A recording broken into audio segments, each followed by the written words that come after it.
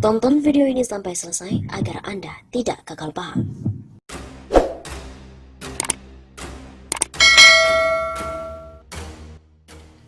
TNI sita buku PKI yang terdapat kata pengantar Megawati dan juga Eva Sundari. Apakah benar? Akun Facebook Rio Nahril Abdillah mengunggah sebuah foto tangkapan layar atau screenshot halaman media daring dengan judul TNI buku PKI yang kami sita terdapat kata pengantar Megawati Soekarno Putri dan Eva Sundari. Dalam gambar tersebut, tampak seorang berpakaian loreng-loreng tentara memperlihatkan beberapa buku yang dimuat konten paham komunisme. Akun Nuh Rio Nahril Abdillah lantas menuliskan, hati-hati PKI sekarang dengan metode baru dan gaya yang baru. Waspada, waspada, waspada. Sebagai komentar untuk foto yang dia unggah. Klaim bahwa TNI telah menyita buku-buku Partai Komunis Indonesia atau PKI yang di dalamnya terdapat kata pengantar dari Ketua Umum PDI Perjuangan Megawati Soekarno Putri memang telah beredar di media sosial. Klaim itu terdapat dalam gambar tangkapan layar tautan artikel yang berasal dari blog Operain. Artikel yang berjudul TNI, buku PKI yang kami sita, terdapat kata pengantar Megawati Soekarno Putri dan Eva Sundari. Terdapat pula foto seorang anggota TNI yang menunjukkan 3 buku yang disita. Di Facebook, gambar tersebut ternyata tidak hanya diunggah oleh Nuh, tapi juga diunggah oleh salah satu akun lainnya, yaitu Al-Qadri, yakni pada tanggal 13 Juni 2020. Lalu untuk memverifikasi klaim tersebut, tim cek fakta dari redaksi Tempo mula-mula menelusuri artikel yang terdapat di blog Operain tersebut. Namun blog Operain tidak dapat lagi diakses. Di halaman utama blog tersebut tertera pemberitahuan, maaf, blog di operain.blogspot.com telah dihapus. Alamat ini tidak tersedia untuk blog baru. Kemudian dilansir dari situs cek fakta turnbackhoax.id, judul artikel dalam gambar tangkapan layar itu merupakan hasil suntingan dan berasal dari situs penyebar hoax yang saat ini sudah tidak bisa diakses. Dalam berita aslinya di situs liputan6.com yang dimuat pada 30 Juli tahun 2019, judulnya adalah LBH Surabaya, penyitaan buku di Probolinggo langgar hukum. Adapun berita itu berisi kritik LBH Surabaya terhadap penyitaan buku-buku yang diduga memuat ajaran komunis milik komunitas Vespa Literasi oleh Polsek Keraksakan dan TNI Kabupaten Probolinggo pada tanggal 27 Juli tahun 2019 yang lalu. Terdapat 4 buku yang disita, yaitu Aidit, Dua Wajah di Nusantara, Soekarno, Marxisme dan Leninisme, Akar Pemikiran Kiri dan Revolusi Indonesia. Kemudian yang ketiga adalah Menempuh Jalan Rakyat, serta yang terakhir adalah DN Aidit, sebuah biografi ringkas. Kemudian dari redaksi pun memverifikasi apakah buku-buku yang disita di Probolinggo itu memuat kata pengantar dari Megawati Soekarno Putri. Berikut ini adalah hasilnya.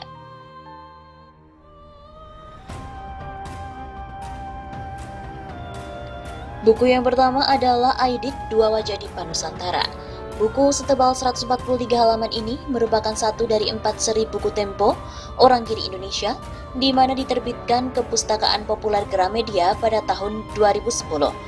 Tidak terdapat kata pengantar dari Megawati di buku ini. Kemudian untuk buku yang kedua, Soekarno, Marxisme dan Leninisme, Akar Pemikiran Kiri dan Revolusi Indonesia. Buku ini diterbitkan oleh Komunitas Bambu, dengan cetakan pertama terbit pada tahun 2014 dan cetakan kedua pada tahun 2017.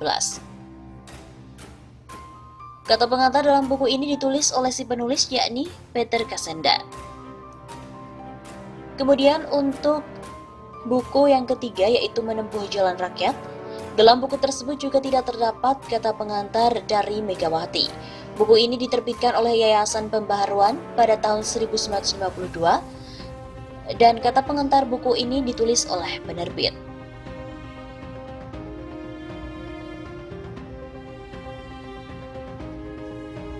Secara singkat, begini kata pengantar yang tertulis dalam buku Menempuh Jalan Rakyat. Di waktu-waktu belakangan ini PKI sungguh menjadi pusat perhatian umum. Rakyat dari segala lapisan sangat memperhatikan segala langkah-langkah PKI. Di tengah-tengah keadaan di mana tingkat penghidupan rakyat semakin sangat merosot, pemecatan kaum buruh, merajalela dan bahaya kelaparan timbul di mana-mana. Di tengah-tengah keadaan di mana gerombolan Darul Islam, Bos, Smith, dan lain-lain masih terus-menerus menimbulkan korban, harta benda dan jiwa yang tidak sedikit dari rakyat di desa-desa. Di tengah-tengah keadaan di mana tekanan politik imperialisme Amerika semakin keras dan kasar untuk menyeret Indonesia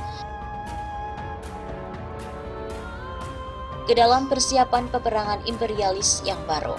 Di tengah-tengah keadaan di mana kesadaran politik dari rakyat meningkat dengan cepat berkat pengalaman-pengalaman yang pahit di bawah pemerintah yang terikat oleh KMB.